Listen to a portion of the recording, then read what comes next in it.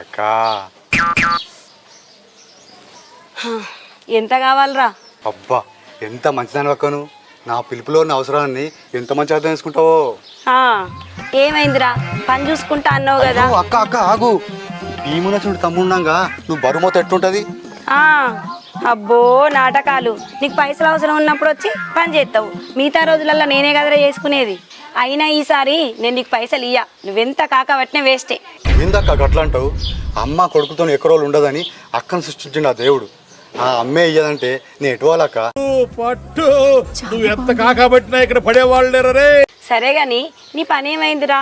బావ నిన్ను ఎక్కడికో పంపే కదా పని మాట్లాడుకోమని. అడు నాకు కూడా ఫోన్ చేసిండు. ఏమైందిరా పోలేదట కదా? అగవా నమస్తే. నీకు 100 ఏళ్ళు ఇప్పుడే అక్క నీ గురించి మాట్లాడుతుంది, నువ్వు వచ్చినావు. అంత అదృష్టం లేదు తీరా. మీ అక్క తమ్ముల వల్ల ఎప్పుడో పాడెక్కతట్టున్నా.